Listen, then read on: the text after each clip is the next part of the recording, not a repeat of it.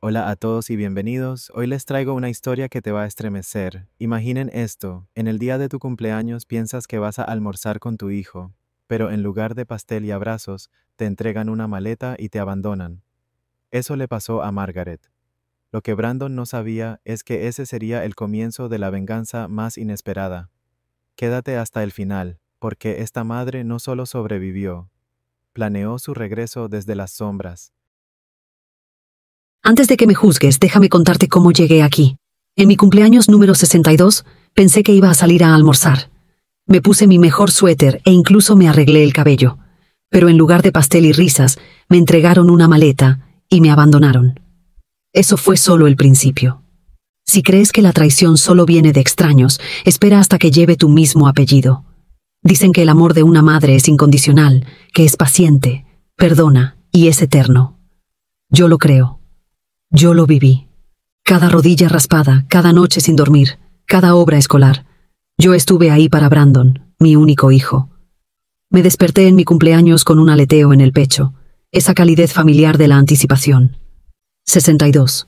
Sola en mi modesta casa en Dayton, Ohio, pero esperanzada. Brandon no había llamado mucho últimamente.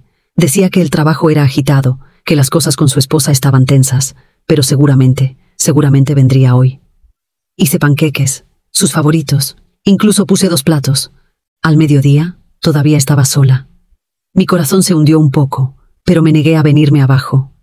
Revisé mi teléfono una docena de veces. Releí mensajes antiguos solo para sentir algo de conexión.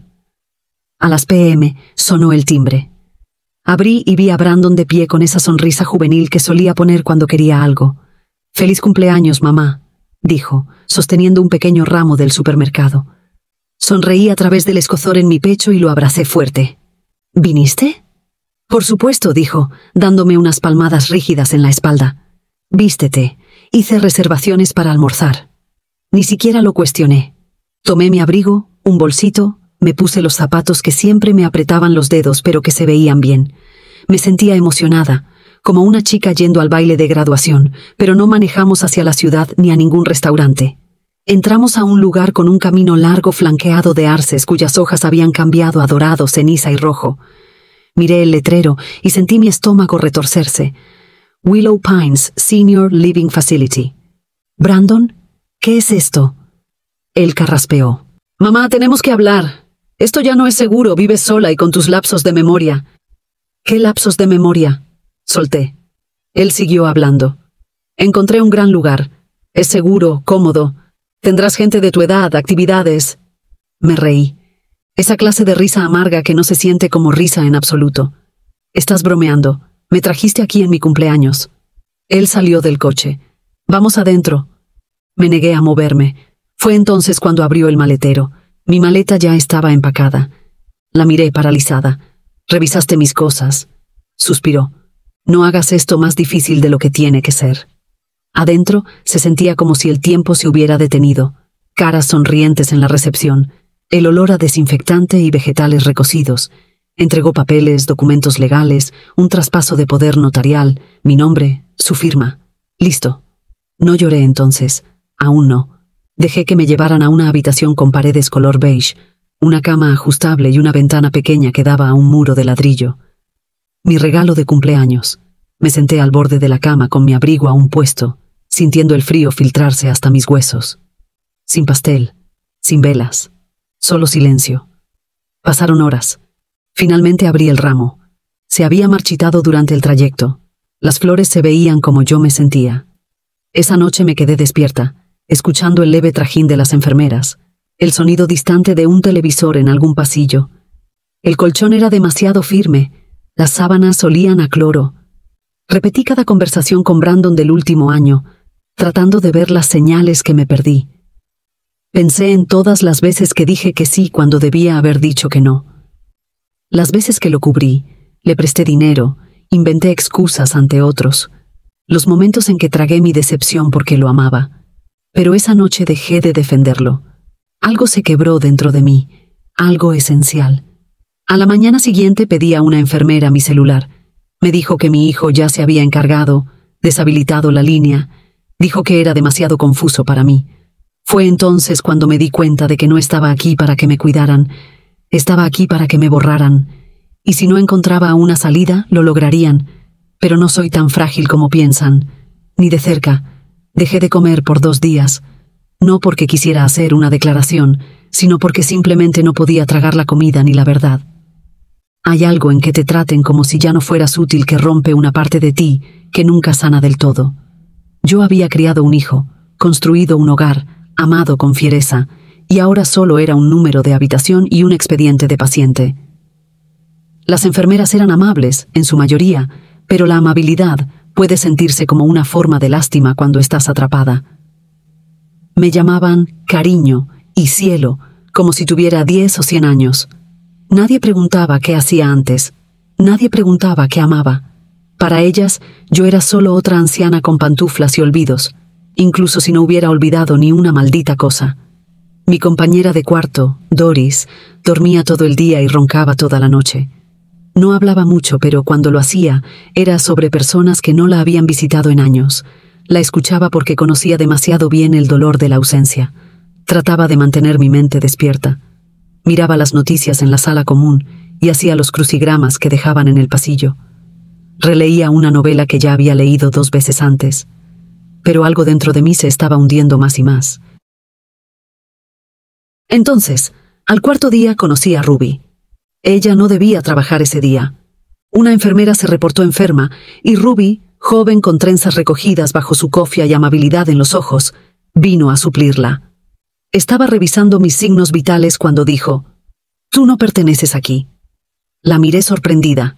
Ella sonrió. «No me malinterpretes.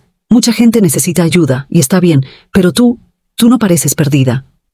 Parpadeé, conteniendo el ardor repentino en mis ojos. Empezamos a hablar. Me preguntó por Brandon. Le conté lo que pude sin desmoronarme. Ella escuchó. No solo asintió, escuchó de verdad. Más tarde ese día, volvió con algo en la mano. Esto pertenecía al señor Henley, un residente que falleció la semana pasada. Susurró. Lo encontramos metido en una Biblia. Nadie lo reclamó. Era un boleto de lotería, doblado, algo amarillento, con fecha de 2 semanas antes. Me reí, seca y quebrada. ¿Y quieres que pruebe mi suerte? Ella guiñó un ojo. «Hey, el mundo te debe algo». No planeaba hacerlo. No al principio. Se sentía tonto, pero el aburrimiento y la desesperación son extraños compañeros de cama. Esa noche, esperé hasta que el pasillo estuvo en silencio. Usé uno de los antiguos ordenadores de la sala y escribí los números. Mi mano se congeló. Mis ojos repasaron la página una y otra vez. Ismillion. Me tapé la boca con ambas manos. Miré alrededor. No había nadie. El silencio que siguió fue ensordecedor. No era alegría lo que sentía, para nada. Era miedo, miedo puro, eléctrico. Si Brandon se enteraba, si alguien se enteraba, imprimí la confirmación, la doblé pequeña y la escondí en mi sostén. Al día siguiente, llamé a Ruby aparte. Necesito hablar con alguien en privado, alguien legal. No preguntó por qué, solo asintió. Ruby conocía a alguien, un abogado voluntario que venía 2 veces al mes a ayudar a ancianos con testamentos y esas cosas. Esperé con el corazón latiendo hasta que llegó ese viernes. Se llamaba Aaron, joven, astuto y, lo más importante, discreto. Nos sentamos en la diminuta sala de descanso. Le deslicé la confirmación de la lotería y susurré: «¿Puedes ayudarme a desaparecer?». Sus cejas se alzaron, pero no se inmutó. «Tendremos que movernos rápido», dijo. Las siguientes horas fueron un borrón. Paperwork, notarizations, transferencias financieras, un nuevo teléfono, una dirección temporal. Contactó con un asesor financiero independiente que creó un fideicomiso ciego. Mi nombre no aparecía en ningún lado. Brandon nunca vería un centavo. Firmé un nuevo testamento, dejando todo a caridad, aún no revelado. Brandon ya había firmado mi vida una vez. No le dejaría hacerlo de nuevo. Ruby me abrazó la noche que me fui. «No nos olvides cuando seas libre», susurró. No lloré. No podía. Me escabullí justo antes del amanecer, usando ropa que no era mía, cargando un bolso con solo lo esencial.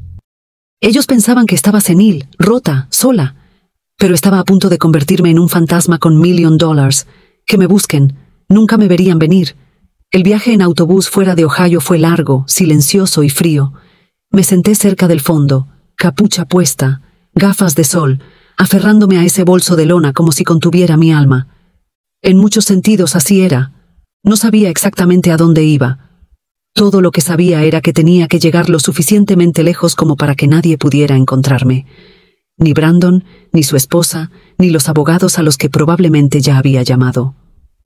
Aaron me había ayudado a comprar una casa modesta bajo un nuevo nombre fiduciario en una zona rural de Tennessee. Algo fuera del radar, pero habitable. Sin cámaras, sin vecinos demasiado cerca, solo la distancia suficiente entre yo y la vida que estaba dejando atrás. Cuando cruzamos la frontera de Kentucky, exhalé por primera vez en horas.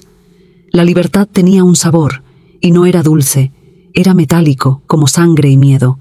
La casa no era nada especial, una estructura de ladrillo de un solo piso, con pintura descascarada y un buzón torcido, pero tenía calefacción funcionando, agua limpia, y lo más importante, silencio, no del tipo que se tiene en un asilo de ancianos, rodeado de gente que se ha rendido. Este era el tipo de silencio que te deja respirar. Los días siguientes viví como una sombra. Cocinaba comidas sencillas, caminaba hasta el buzón, me sentaba en el porche envuelta en una vieja manta, viendo cómo el viento arrastraba hojas muertas por el patio. Revisaba obsesivamente las noticias, medio esperando que mi nombre apareciera en letras grandes. Mujer desaparecida gana $1 millón. Hijo alega inestabilidad mental. Pero no había nada, aún no. Guardaba el billete de lotería en una caja ignífuga bajo las tablas del suelo en el armario del pasillo. Junto a él, el Nuevo Testamento, un teléfono desechable y una nota dirigida a quien encontrara esto, por si acaso. Una mañana, aproximadamente una semana después de dejar Willow Pines, el silencio se rompió. Un golpe en la puerta. Me quedé congelada. No le había dicho a nadie dónde estaba. Ni siquiera tenía una tarjeta de crédito vinculada a mi nombre. Mi corazón latía como un tambor de guerra en mi pecho. Caminé de puntillas hasta la ventana y miré. Solo un repartidor. Comestibles. Parte del arreglo que Aaron había organizado. Aún así, no pude sacudirme esa sensación. Esa tarde, la curiosidad pudo más que yo. Creé un perfil falso en Facebook y busqué a Brandon. Ahí estaba, sonriendo en su foto de perfil como si el mundo no se hubiera derrumbado. En su última publicación escribió: Si alguien ha visto a mi madre, Margaret Taylor, por favor contáctenme a mí o a la policía de Dayton. Ha estado desaparecida por varios días. Estamos preocupados por su seguridad. Debajo, cientos de comentarios se acumulaban. Oraciones, condolencias, gente elogiando a Brandon por ser un buen hijo. Me reí tanto que lloré. Oh, no tenían ni idea. Ninguna. Pero lo que realmente me rompió no fue la publicación. Fue la foto que usó. No era reciente. Era de hace 5 años. Uno de los últimos cumpleaños que celebramos juntos. Yo tenía un gorro de fiesta brillante y él me tenía el brazo alrededor. Parecíamos felices. Qué fácil es representar el amor en fotos. Esa noche no pude dormir. Me senté en la sala mirando la chimenea. Mis pensamientos daban vueltas en círculos y cuanto más tiempo pasaba con ellos, más oscuros se volvían. Recordé cada vez que le había dado dinero a Brandon, cada préstamo, cada mentira. Recordé cómo me hacía gaslighting sutilmente, pero lo suficiente. Decía cosas como: ya me lo dijiste cuando no lo había hecho, o cada vez olvidas más. Pensé que estaba envejeciendo mal. Pensé que era mi culpa. No lo era. Él quería que dudara de mí misma. Así, cuando tomara el control de mi vida, yo no resistiría. Bueno, ya había terminado de ser controlada. A la mañana siguiente llamé a Aaron desde un número desechable. Necesito que actualices mi testamento otra vez, le dije. No preguntó por qué. ¿Qué cambios? Quiero dejarlo muy claro. Brandon Taylor no recibe absolutamente nada. Ni $1, ni un recuerdo, ni una memoria. Listo. Estás a salvo ahora, Margaret, dijo. Pero no lo estaba. Aún no, porque en el fondo sabía que algo se avecinaba y tenía que estar lista para ello. Todo empezó con una carta, sobre sencillo, sin dirección de remitente, metida entre facturas de servicios y correo basura.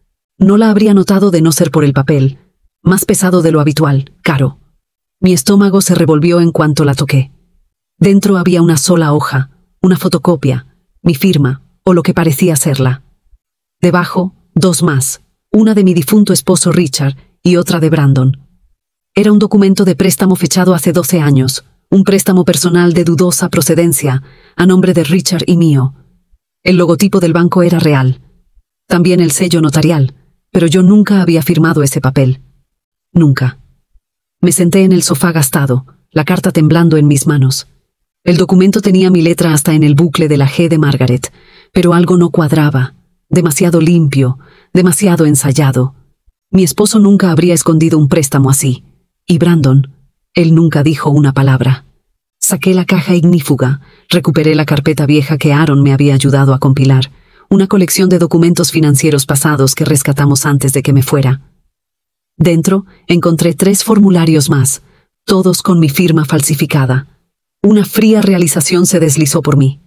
Brandon me había estado robando a mí y a Richard durante años. Eso explicaba la extraña tensión en nuestros últimos años juntos, la forma en que Richard evitaba ciertos temas financieros, cómo de repente teníamos menos, cómo Brandon siempre parecía necesitar dinero para una emergencia, pero conducía un coche nuevo cada año. Las discusiones silenciosas de noche, que pensé que eran por el trabajo.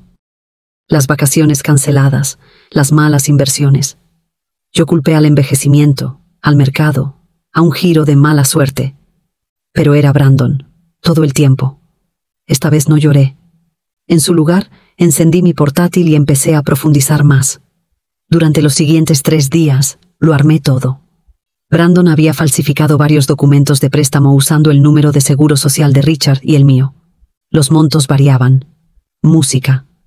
Aunque otros habían sido discretamente enviados a cobros, Richard debió cubrir la mayor parte antes de morir, llevándose la vergüenza consigo, pero una cuenta, aún activa, mostraba un saldo creciente de más de miles, y había caído en mora bajo mi nombre apenas 3 meses antes de que me dejaran en Willow Pines. Me senté en la oscuridad de esa pequeña sala en Tennessee, la pantalla brillando frente a mí, las manos tan apretadas que mis nudillos dolían. Esto no era solo traición, era robo, fraude, criminal. Volví a contactar a Aaron. Tengo nueva información, le dije. Documentos falsificados, préstamos. Brandon lo hizo. Te creo, dijo con calma. ¿Quieres presentar cargos? No todavía. No estaba lista, no porque tuviera dudas. No, esas se habían ido. No estaba lista porque quería que él sintiera el miedo primero, el silencio, el no saber. Quería que se preguntara si yo sabía. Porque la verdad era que ya no me estaba escondiendo. Estaba cazando. Comencé a reunir cada documento que pude, cada cuenta a mi nombre, cada correo viejo, cada aviso financiero que Brandon envió en mi nombre. Incluso contacté al banco antiguo que usábamos y pedí registros bajo un pretexto legal que Aaron me ayudó a redactar.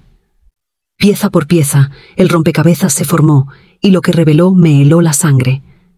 Brandon había sacado un préstamo de alto interés contra el pequeño negocio que cofundé con Richard en los años 80, un servicio de catering que manejábamos desde nuestro garaje en esos primeros años. Usó esa LLC, aún técnicamente activa, para asegurar una línea de crédito dudosa. La firmó usando el nombre de Richard 2 años después de que Richard hubiera muerto. Eso no era solo una falla moral, era fraude federal. Guardé todo en una carpeta encriptada, hice una copia de seguridad y imprimí otra para guardarla en la caja bajo las tablas del suelo. No estaba segura de cuánto tiempo tenía porque, si Brandon estaba tan desesperado como sospechaba, y si tenía la menor idea de que yo había desaparecido con millones, pronto vendría por mí. ¿Alguna vez has mirado a alguien que amaste toda tu vida y te diste cuenta de que nunca lo conociste de verdad?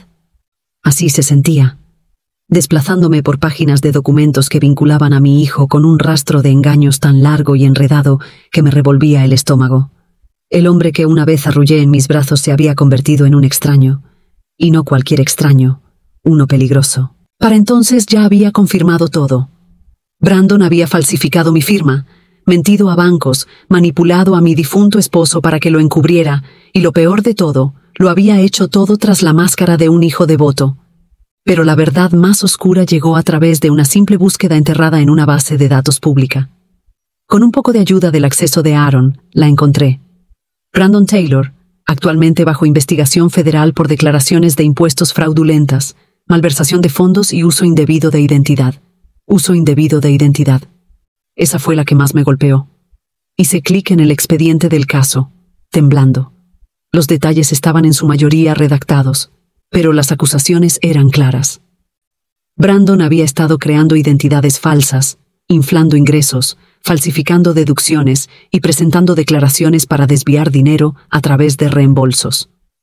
Algunas de esas identidades eran de personas fallecidas, algunas eran ancianas, algunas eran personas reales, incluida yo. El IRS había señalado varias declaraciones presentadas a mi nombre durante los últimos 3 años. No tenía ni idea. Me quedé mirando la pantalla, mi mente en espiral. ¿Lo había planeado desde el principio para quitarme mi dinero? ¿Era esa la razón por la que fue tan rápido en meterme en una institución y desconectar mi teléfono? No era preocupación. Era contención. Quería mantenerme en silencio, desorientada y fuera del camino. Me aparté del escritorio, caminando de un lado a otro del estrecho salón, con una mano en el pecho para calmar los temblores. Mi propio hijo había convertido mi identidad en un arma, usado mi nombre como herramienta para sus planes, y cuando llegó la presión, planeó deshacerse de mí como un cabo suelto en una historia desordenada.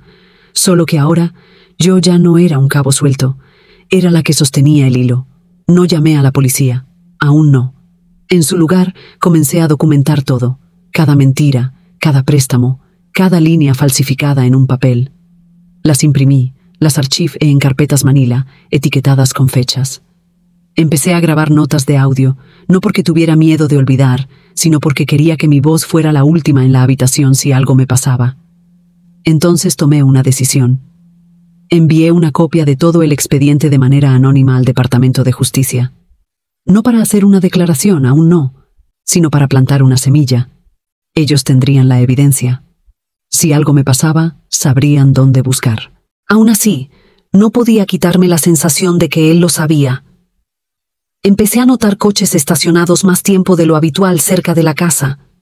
Una vez un hombre tocó la puerta, diciendo que estaba haciendo una encuesta del vecindario. No abrí, solo miré desde detrás de la cortina con el teléfono en la mano. Cada golpe, cada timbre, me hacía saltar, y aún así no corrí, no esta vez. Hice otra llamada a Aaron. Necesitamos finalizar el fideicomiso. Le dije también el testamento. Quiero que todo esté protegido. Él estuvo de acuerdo. Lo configuramos todo a mi nuevo nombre con capas de protección legal. Si Brandon intentaba reclamar un centavo, lo echarían de todos los tribunales del país. Pero por mucho que intentara blindarme con papeles y estrategia, el golpe emocional llegaba en los momentos más silenciosos. Me sentaba por la noche y recordaba a Brandon de niño, su risa, sus rodillas raspadas, la manera en que solía quedarse dormido sobre mi pecho. Recordaba los años de adolescencia, cuando las cosas se pusieron más difíciles, pero nunca me rendí con él. Las llamadas de la universidad, los silencios repentinos, la distancia creciente. ¿Cómo no lo vi? ¿Cuánto tiempo llevaba escapándose mientras yo seguía aferrándome?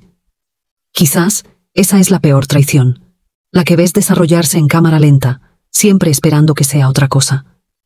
Pero ahora lo sabía, y no iba a dejar que él reescribiera el final de mi historia, porque por primera vez en mi vida, yo tenía la pluma. La carta llegó en un sobre blanco simple, sin remitente. Pero en el momento en que vi la letra, supe que Brandon siempre había escrito con trazos afilados, inclinados, como si incluso su bolígrafo no pudiera esperar para terminar lo que estaba haciendo. Dentro había una sola frase. Sé lo que hiciste, y esto no ha terminado. La leí 2, 3 veces. Luego me reí, no de diversión, sino porque era exactamente el tipo de arrogancia que esperaba de él. No, te extraño. No. ¿Dónde estás? Solo una advertencia o una amenaza.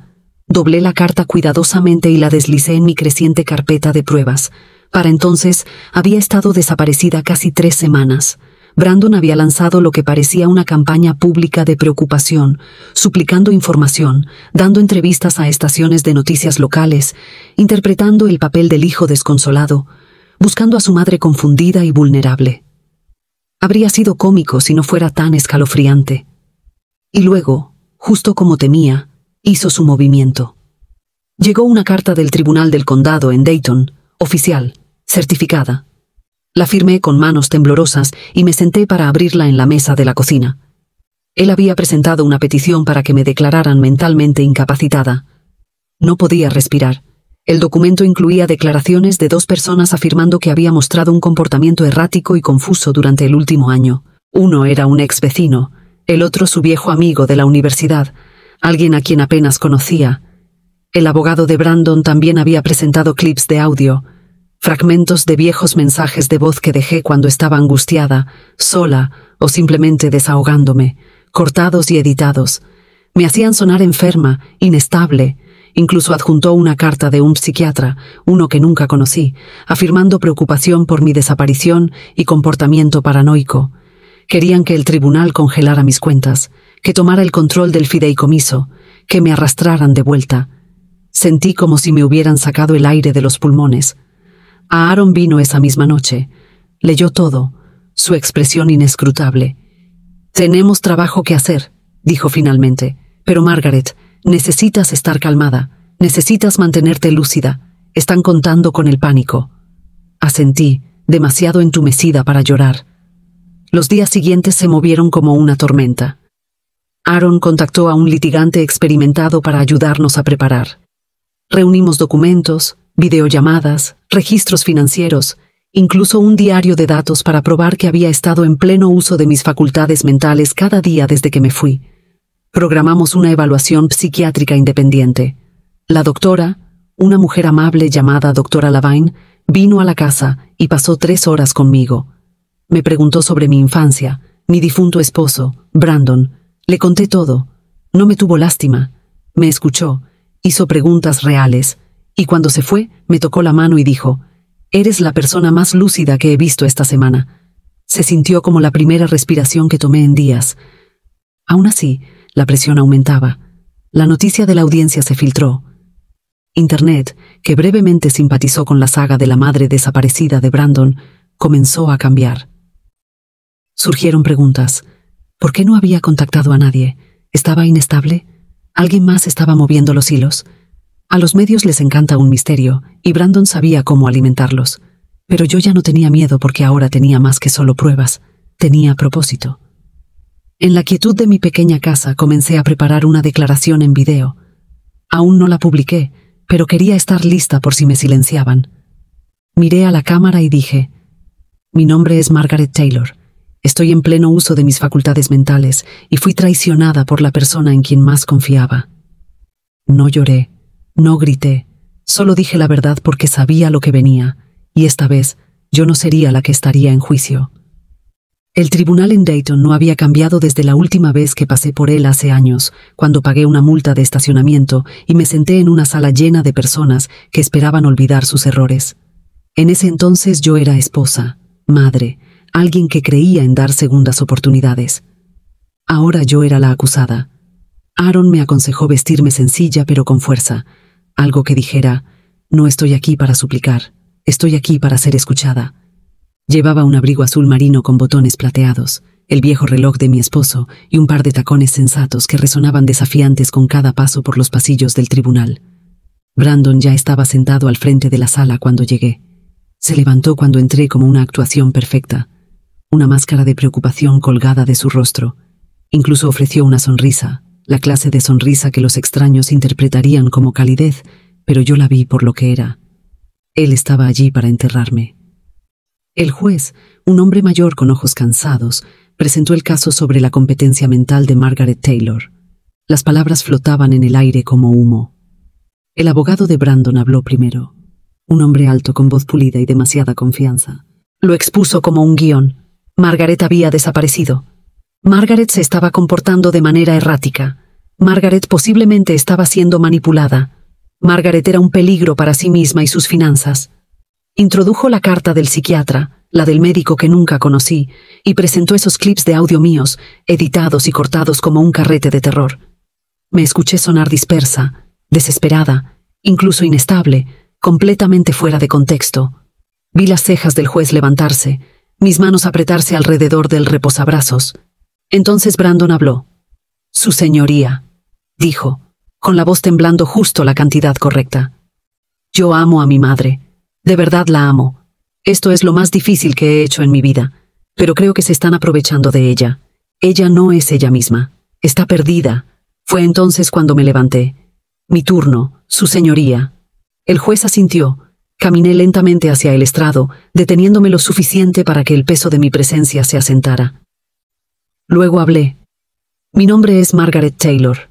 Tengo 62 años. No tengo deterioro mental, no estoy perdida y no soy víctima de nadie.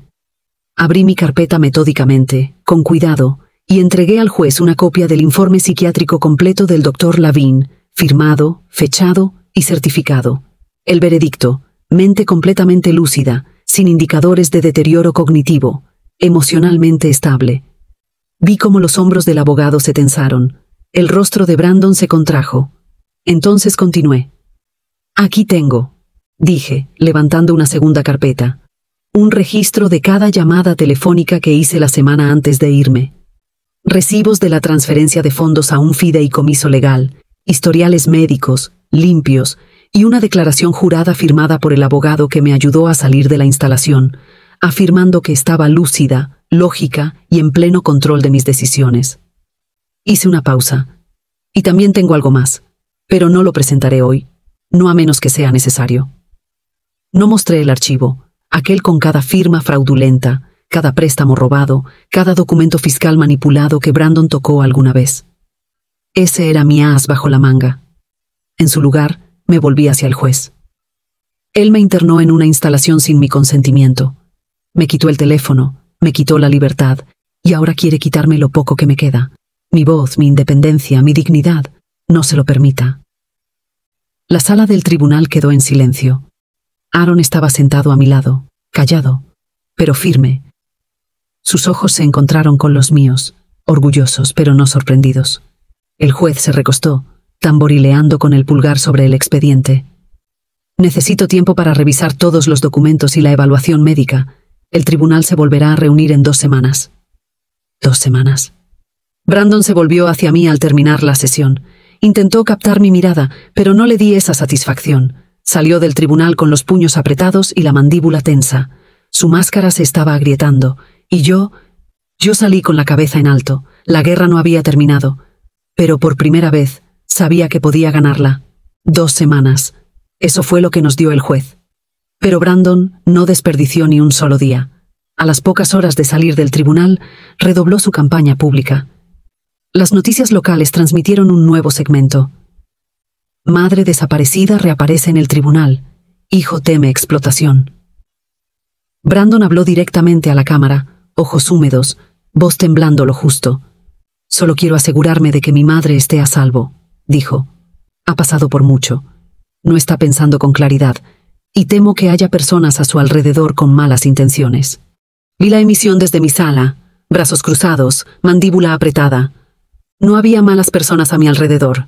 Solo yo, solo Margaret Taylor, la mujer que lo crió, que sacrificó, que perdonó más de lo que cualquier madre debería, y él tuvo la audacia de pintarme como una marioneta. Ese fue el momento en que lo supe. La guerra silenciosa que había declarado en mi corazón ya no era suficiente. Necesitaba actuar. Llamé a Aaron y le pedí que viniera.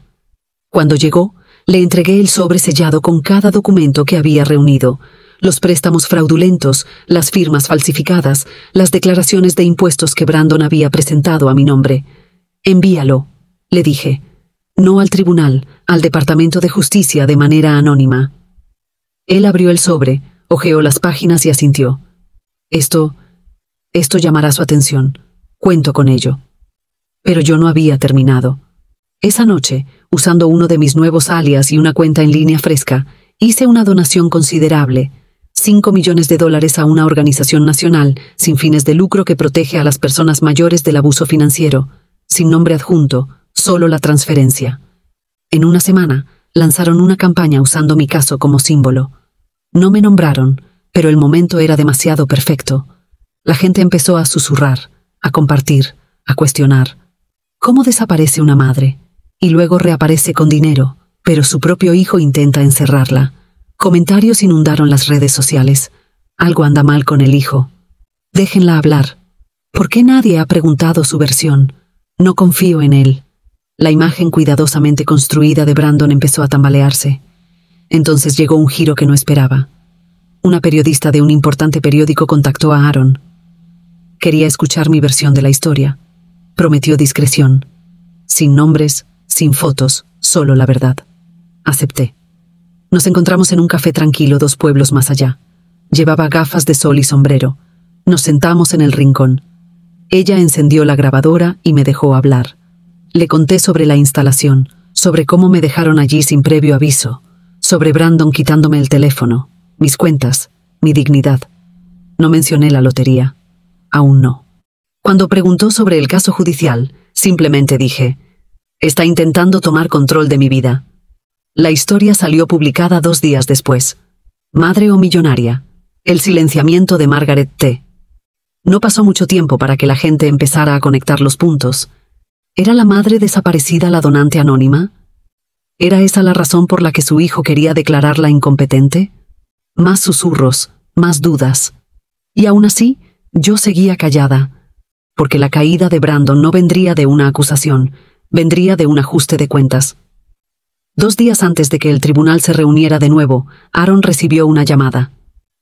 Era del Departamento de Justicia. Habían recibido nuestro archivo anónimo y estaban abriendo un caso.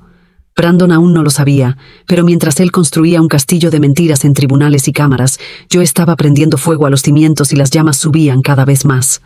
La segunda audiencia se sintió más fría, no por el clima, aunque el viento de Tennessee se había vuelto cruel esa semana, sino porque algo había cambiado en el aire a nuestro alrededor. Brandon entró al tribunal luciendo menos confiado esta vez. Sus hombros no estaban tan erguidos. Su abogado susurraba con urgencia mientras tomaban asiento. Habían visto el artículo, habían visto el cambio en línea, estaban sintiendo las grietas. Yo me senté tranquila, mi carpeta de documentos ordenadamente en mi regazo. Ya no tenía miedo. Estaba enojada. No del tipo de ira que estalla, sino del que se afila en precisión. Esta vez, fuimos primero. Aaron comenzó con una declaración que silenció la sala del tribunal. Su señoría, empezó. Desde la última audiencia, hemos completado una evaluación psiquiátrica independiente completa. Hemos presentado registros financieros detallados que prueban la independencia y coherencia de la señora Taylor, y hemos descubierto, a través de registros públicos legítimos, que el peticionario, el señor Brandon Taylor, está actualmente bajo investigación federal por múltiples delitos financieros, incluyendo uso indebido de identidad y fraude fiscal. Entregó al juez una copia del expediente público del caso. El abogado de Brandon se levantó de inmediato protestando. Esa investigación no tiene relevancia sobre... El juez levantó una mano. Siéntese. La sala contuvo el aliento. Entonces vino el golpe real. La doctora Lavigne, mi evaluadora independiente, subió al estrado. Serena, inteligente, directa. Confirmó que yo no solo era mentalmente competente, sino emocionalmente estable y plenamente consciente de mis decisiones, incluida mi elección de dejar el asilo. No solo está clara, dijo la doctora Lavigne, es deliberada, reflexiva. No hay base médica para ninguna declaración de incompetencia. Lo miré entonces. Brandon tenía las manos aferradas a la mesa tan fuerte que sus nudillos estaban blancos. Su máscara, esa fachada cuidadosamente construida de preocupación, se desmoronaba segundo a segundo. Aaron presentó entonces nuestra última pieza de evidencia, una línea de tiempo. Mostraba exactamente cuando Brandon intentó tomar control de mis cuentas y cómo eso coincidía perfectamente con grandes retiros que hizo de su propio negocio en quiebra. ¿Coincidencia? Difícilmente. El juez revisó todo en silencio. Brandon recibió la oportunidad de responder. Se levantó, su voz se quebró. Mi madre está enferma. Claramente está siendo manipulada por alguien. Ella no actuaría así a menos que estuviera confundida o inestable. Esto no es ella. Entonces me levanté y lo enfrenté directamente. Yo soy ella, dije. Todos quedaron inmóviles. Soy la mujer que se quedó despierta contigo cuando tenías gripe a los 6 años, que renunció a vacaciones, que empeñó joyas para pagar tus clases universitarias, que cocinó tu comida favorita incluso cuando no podía pagarme víveres para mí misma. Soy ella, y tú me dejaste en una instalación como si no fuera nada. Me volví hacia el juez. Y ahora, su señoría, le pido que me permita demostrar que no soy nada. El juez se inclinó hacia adelante, juntó las yemas de los dedos y habló lentamente. Señora Taylor, basándome en la abrumadora evidencia presentada, su evaluación psiquiátrica y las inconsistencias en las afirmaciones del peticionario, desestimo este caso. Sus cuentas financieras y su autonomía personal quedan plenamente restauradas. Este tribunal la reconoce como competente e independiente. No lloré, pero mis manos temblaron levemente mientras recogía mis papeles y salía de la sala del tribunal. Brandon no dijo una palabra al pasar junto a él. Sus ojos estaban desorbitados, no de ira sino de miedo. Sabía que se había terminado, al menos esta parte. Pero lo que él no sabía era que, mientras pasaba semanas intentando probar que yo estaba inestable, yo había estado construyendo algo mucho más poderoso que una defensa, un legado, y aún no había terminado. La llamada llegó poco después de la medianoche. La voz de Aaron era tensa, pero firme. Sucedió. El DOJ abrió un proceso formal. El nombre de Brandon está en el expediente. No hablé. Simplemente me quedé sentada en la oscuridad, mirando el viento agitar los árboles más allá de mi ventana. Una parte de mí había estado esperando este momento, pero ahora que había llegado, no se sentía como una victoria. Se sentía inevitable. A la mañana siguiente, el mundo alcanzó los hechos. Los medios fueron los primeros en abalanzarse. Brandon Taylor, hijo del reciente caso de abuso a personas mayores que salió a la luz bajo investigación federal. Mi nombre no se mencionaba, no directamente, pero los puntos estaban demasiado cerca para no conectarlos. La gente recordaba a la madre desaparecida, la batalla en los tribunales, el donante anónimo, la mujer frágil que desapareció, pero se mantuvo firme en la corte semanas después. Ahora su hijo perfecto se estaba desmoronando y querían oírme a mí. Guardé silencio durante 2 días, apagué la televisión, ignoré el teléfono, me preparé el desayuno, miré a los pájaros picotear el jardín cubierto de escarcha, me senté con un bolígrafo en la mano y escribí cartas que nunca tuve la intención de enviar. Pero el silencio no era justicia, ya era hora. Me puse en contacto con Sara, la periodista que me había visto en secreto semanas antes. Le dije que esta vez estaba lista para hablar en cámara, sin alias, sin más sombras. Programamos la entrevista para el viernes siguiente, noticia nacional, un reportaje completo. Ella preguntó si estaba segura. Nunca he estado más segura, respondí. El día de la entrevista, me vestí sencillamente, suéter gris, pequeños pendientes de plata, sin maquillaje, sin estilista, solo la verdad. Nos sentamos frente a frente en un estudio tranquilo, las luces suaves y cálidas. Sara se inclinó hacia adelante. Margaret, el mundo conoce los titulares. Han leído sobre Brandon, sobre el caso, pero lo que no saben es el corazón de todo esto. ¿Por qué ahora? Miré directamente a la cámara. Porque no se trata solo de mí, dije. Se trata de cada padre que lo dio todo y fue desechado. Cada adulto mayor ignorado, borrado o encerrado bajo la excusa del amor. Yo casi fui una de ellos, y no voy a callar más. Entonces conté mi historia.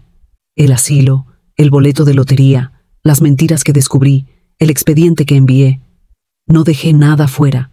Los ojos de Sara se llenaron de lágrimas mientras hablaba, pero yo no lloré. Había terminado de llorar. Esa noche, la entrevista se transmitió. Millones la vieron. Llegaron mensajes a raudales, personas de todo el país compartiendo sus propias historias de traición, abandono y supervivencia. Ya no era solo Margaret, era un espejo. Brandon no habló públicamente, pero fuentes cercanas a él decían que estaba devastado, que su vida se estaba desmoronando. Bien, construyó esa vida sobre la manipulación, y ahora se estaba derrumbando bajo el peso de su propia crueldad. Pero no me regocijé. En lugar de eso me puse a trabajar. Hice planes para lanzar una fundación, una que protegiera a los ancianos del abuso legal y financiero. No solo de nombre, sino con apoyo legal real, financiamiento real, defensa real. La llamé el Proyecto Margaret, porque si iban a usar mi nombre para quitarme la dignidad, yo lo usaría para devolvérsela a otros. Aún así, el dolor persistía. No porque Brandon estuviera sufriendo, sino porque yo lo había amado alguna vez con una lealtad tan ciega que me nublaba. Y ahora tenía que aprender a vivir sin esa ilusión. Pero ahora tenía algo mejor. Tenía la verdad, y nadie podría quitármela de nuevo. El arresto de Brandon no llegó con sirenas. Llegó con titulares. Brandon Taylor acusado formalmente de múltiples cargos de fraude electrónico, robo de identidad y evasión fiscal. Leí la noticia una mañana tranquila con mi té en la mano y mi gato acurrucado a mi lado. La casa estaba en silencio, excepto por el zumbido constante del refrigerador y el viento rozando las contraventanas. Durante mucho tiempo me quedé mirando el artículo, no porque no lo creyera. Lo creía, pero porque había imaginado este momento tantas veces que, Cuando finalmente llegó, casi se sintió como un déjà vu. Estaba en libertad bajo fianza. Por supuesto, el dinero puede comprar tiempo incluso cuando no puede comprar paz.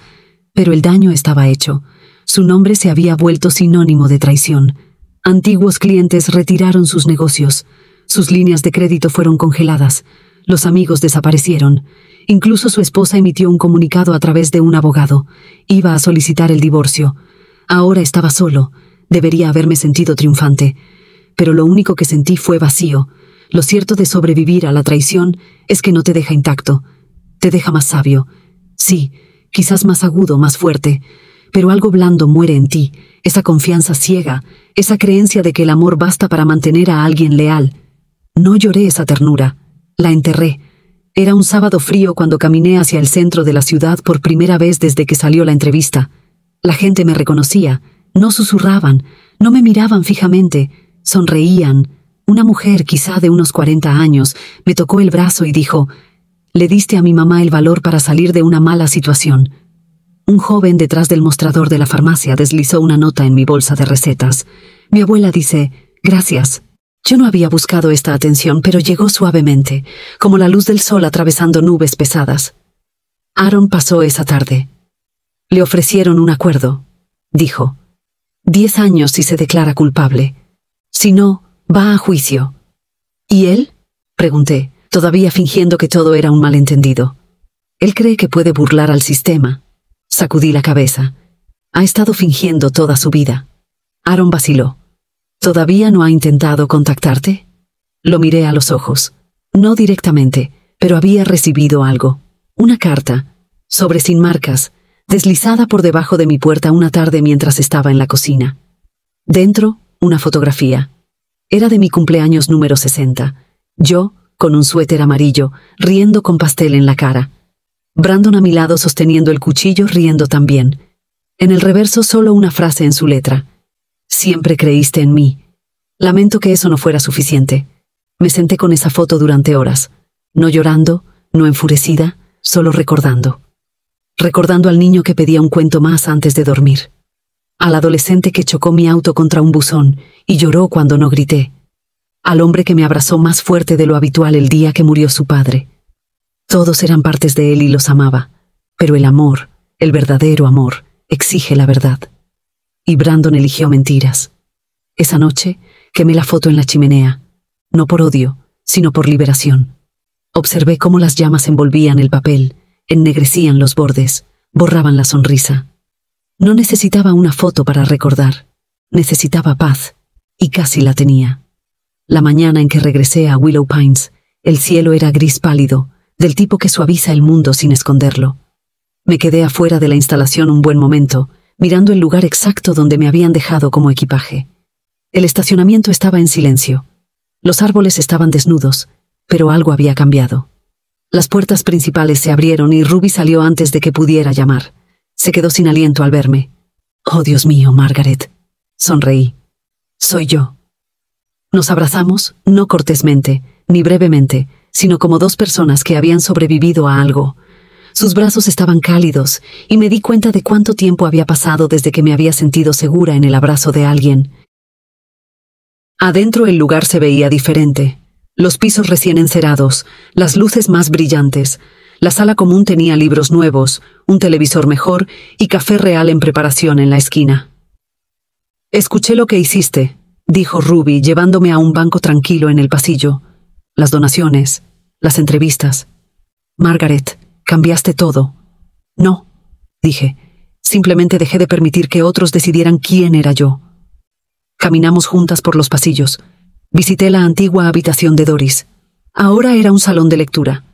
El personal levantó la vista, algunos sonriendo, otros atónitos. Algunos residentes me reconocieron. Asentí a cada uno de ellos. Ya no eran invisibles, y yo tampoco. Esa tarde, di un discurso en la nueva sala de actividades. Habían colocado sillas plegables y el personal había hecho galletas. Ruby me presentó como si fuera alguien famoso, pero negué con la cabeza. «No estoy aquí porque sea rica», comencé. «Y no estoy aquí porque me hayan hecho daño. Estoy aquí porque me silenciaron, y sé cuántos de ustedes todavía se sienten así». Cada par de ojos me observaba. Algunos se llenaron de lágrimas. Quiero decirles algo que desearía que alguien me hubiera dicho hace mucho tiempo, dije. No son una carga, no están olvidados y no han terminado. Siguió un aplauso, primero suave, luego más fuerte. Sonreí, sintiendo el peso de cada noche solitaria que había pasado, ahora reemplazada por algo más cálido, algo pleno.